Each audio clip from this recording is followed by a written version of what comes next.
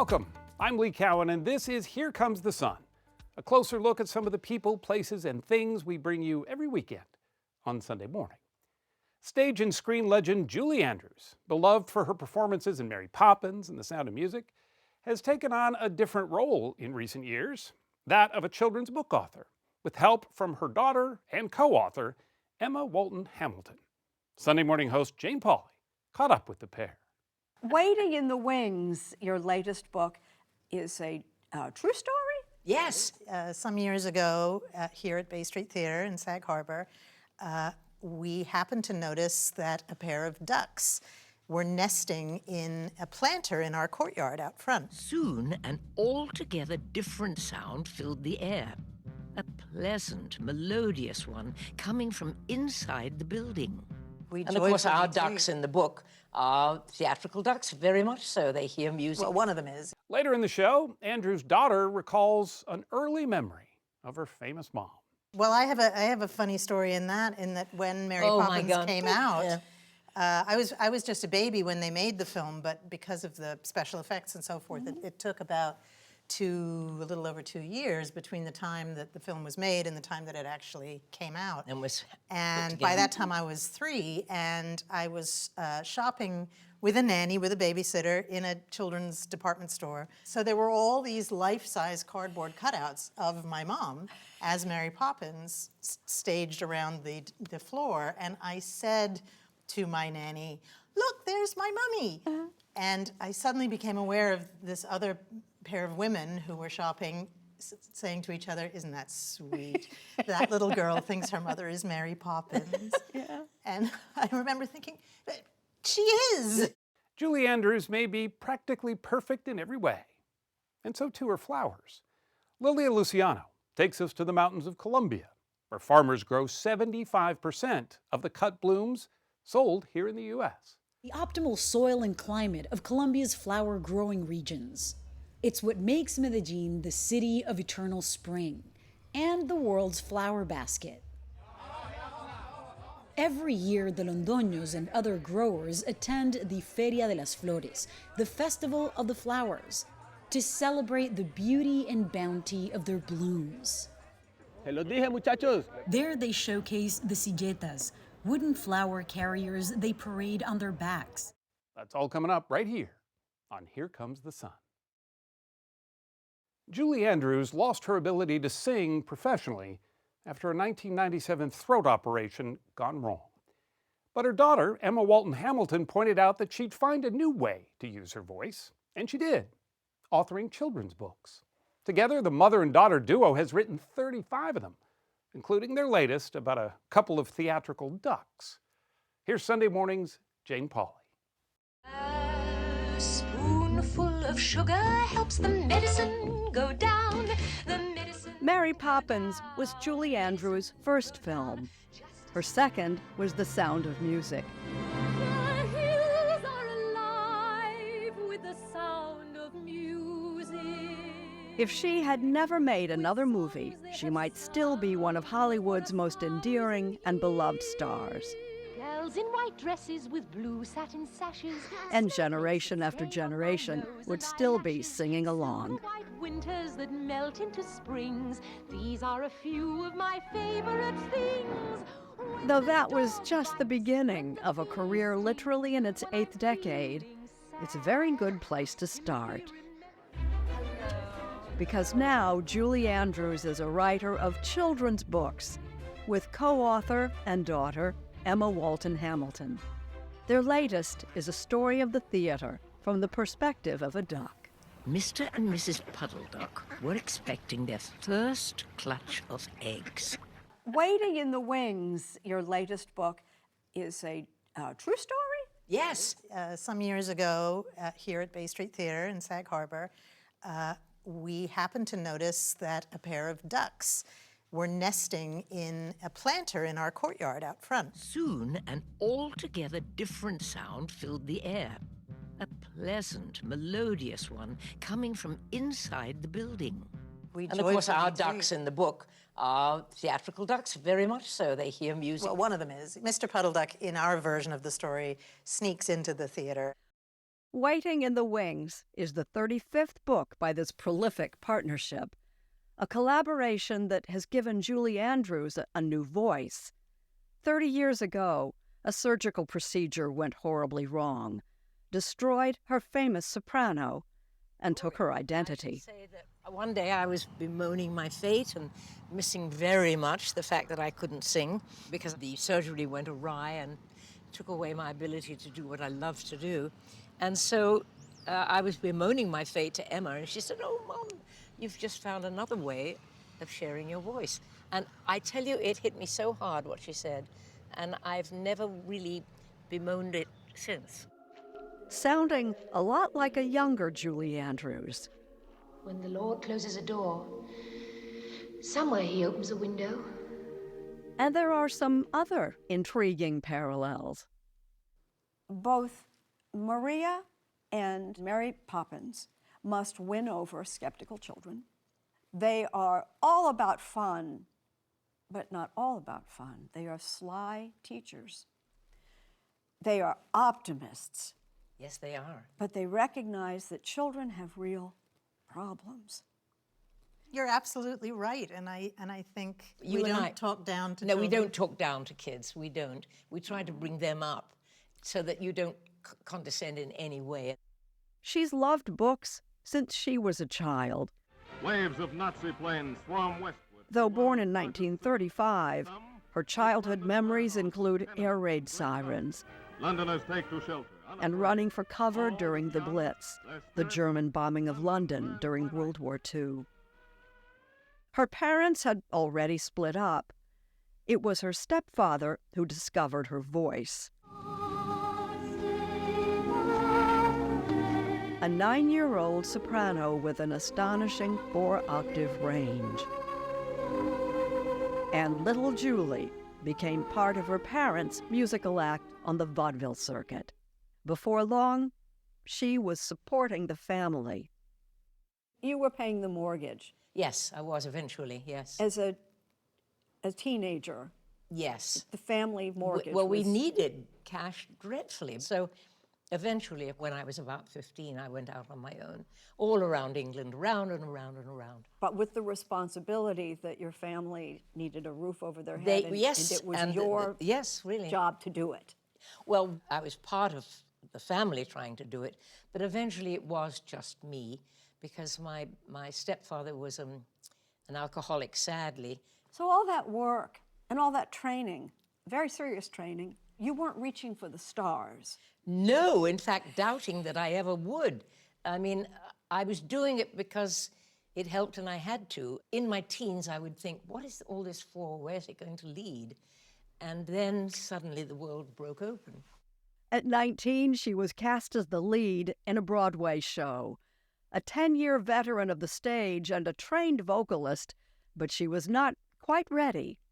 I didn't have acting lessons or anything like that. I picked it up and learned, and people are very kind, and, you know, they don't hurt puppies, actually, if you know what I'm saying.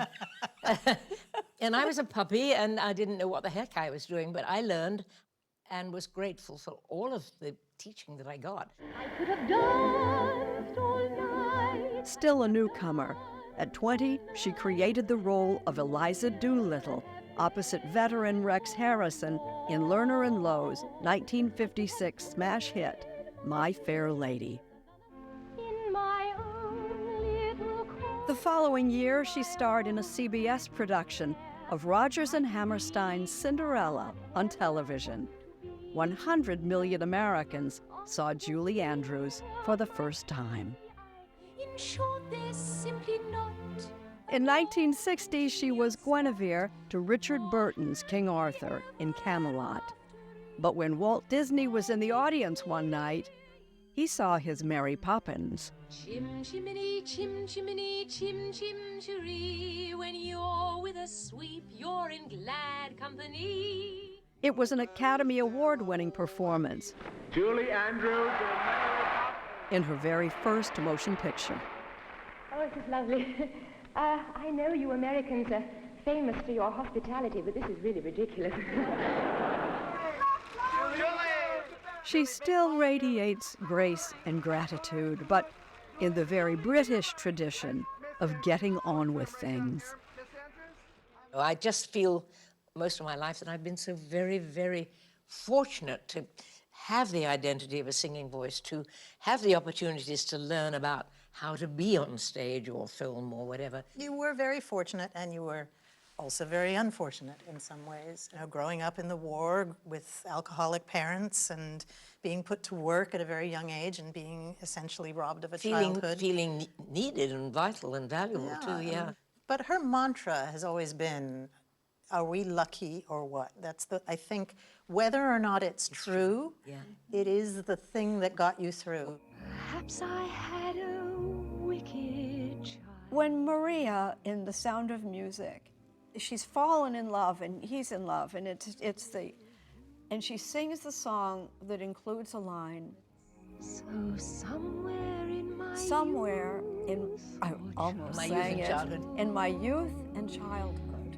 I must have done something good. I must have done something Well, good. somebody must have, because I got so damned fortunate. Are we lucky? Or what? Yeah. Up next, an exclusive excerpt from Jane Pauley's chat with Julie Andrews and Emma Walton Hamilton. Something you can only see right here on Here Comes the Sun. Stay with us. Somebody had to be fortunate enough to do it, and I was. As promised, here's more from Jane Pauley's interview with Julie Andrews and Emma Walton Hamilton. In The Sound of Music, the children have problems with their father's attention and so forth. But more seriously, there are Nazis at the door. Very real. Yes. Meanwhile, you were a child. And had Nazis at the door. And the Nazis were literally at the door. They were right close to the coastline of Great Britain. They were, of England. And you were in London during the Blitz? Yes. Just interesting stories, because the Blitz wasn't just bombing. I mean, everything came, things kept being invented, and from airplanes and bombers and so on. Suddenly it was the doodlebugs, which were the pilotless aircraft, the bombs that were sent across with some kind of an engine, and then they'd cut out and drop. And they were called doodlebugs in my time, and they were scary. Well, I have a funny story in that when Mary Poppins came out, I was just a baby when they made the film, but because of the special effects and so forth, it took about a little over 2 years between the time that the film was made and the time that it actually came out. And by that time I was 3, and I was shopping with a nanny, with a babysitter, in a children's department store. And I was in the clothing section, and the department store had somehow gotten, well, I hope they got permission, to use Mary Poppins as they'd done a huge setup, hadn't they? Yeah, and they'd obviously, they were using the whole concept of Mary Poppins as their display that month or whatever. And so there were all these life-size cardboard cutouts of my mom as Mary Poppins staged around the floor. And I said to my nanny, "Look, there's my mummy." And I suddenly became aware of this other pair of women who were shopping, saying to each other, "Isn't that sweet? That little girl thinks her mother is Mary Poppins." And I remember thinking, she is, you know. Your second memoir, which came out long enough ago that we're waiting for memoir 3. Oh, dear. You have an inexhaustible capacity to work. I don't know if you work that hard because you love to work, or you're driven. Normally my phrase, the great choreographer Michael Kidd, who was a great friend, he'd say, Julie comes into work looking happy, radiant, and says, "Oh, I'm exhausted." And I would say it with such delight and fierceness that I was anything but exhausted, but I really felt exhausted. But I think necessity was the mother of invention in those days. I mean, these were professional obligations and commitments that she had to follow through on. Because we wrote the 2 memoirs together, I had the the privilege and the opportunity to read all of her journals from the various periods that we wrote about. And I would often joke with her when I would come in to work on any given day and say, look, January 23rd, I'm exhausted. January 24th, I'm exhausted. Like every single day, every journal entry was how fatigued she was, how tired and yet she was. Never, visually, somehow, I never let on, but No, I would declare it great. forcefully, yes, and feel it. And not complain about it because It was you're work. British. Yeah. And you No, were born it in was- England. Neither one of you complain. Somebody had to be fortunate enough to do it, and I was. I mean, look at the jobs that I was doing. It's lovely to be asked to do Sound of Music or, big singing songs that are glorious with a big orchestra. There's no joy like that. I think your career, and Emma, you please jump in at any time because you know your mother's life as well as anyone on earth. She does. I'm sure she does. The subsequent work that Julie Andrews did on film in acting roles probably should justify the recognition she got in her first film. Do you agree? I do agree. If one could win an award retroactively or looking ahead, then I think it was well worth it. Up next, a blooming business.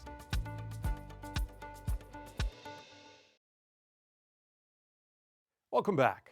Giving someone flowers can be a sign of love, congratulations, or consolation. 3/4 of those cut flowers sold in the U.S. are from Colombia, where generations of farmers and their families take pride in the beauty of their work. Lilia Luciano has the story.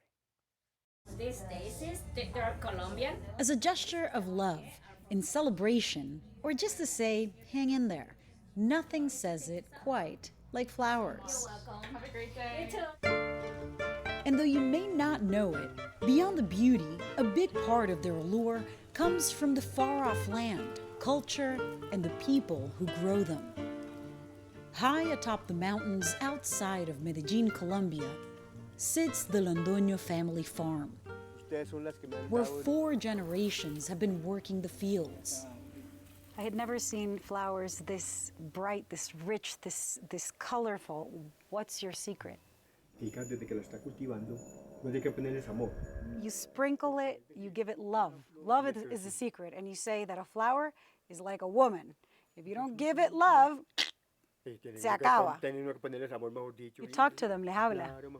That and the optimal soil and climate of Colombia's flower-growing regions. It's what makes Medellin the city of eternal spring and the world's flower basket. Every year, the Londoños and other growers attend the Feria de las Flores, the Festival of the Flowers, to celebrate the beauty and bounty of their blooms. Se los dije, muchachos. There they showcase the silletas, wooden flower carriers they parade on their backs. The 2,000 flower display Luis Felipe carries weighs more than 200 pounds.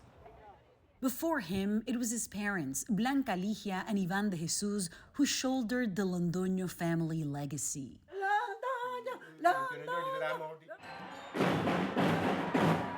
Year after year, the family vies with 400 other growers for the top prizes.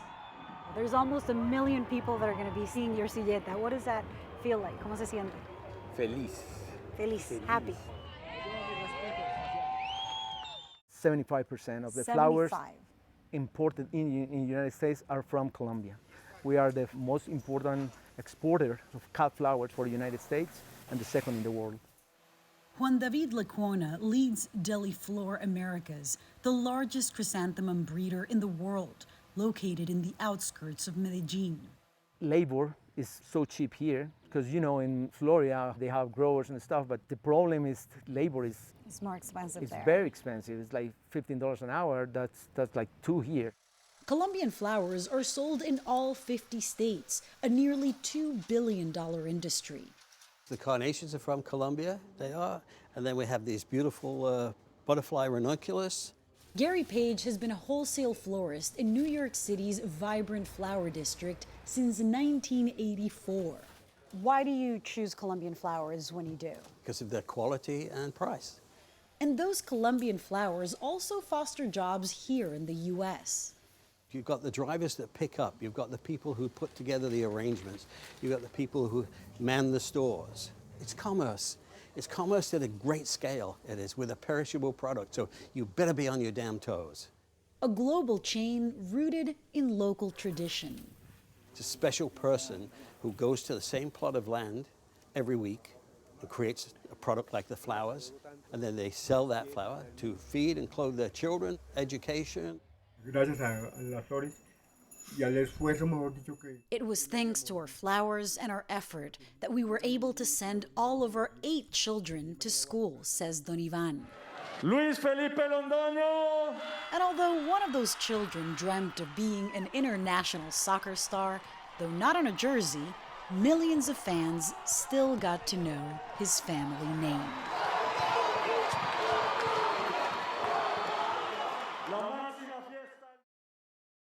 I'm Lee Cowan. Thanks for joining us. We'll see you right here next time on Here Comes the Sun.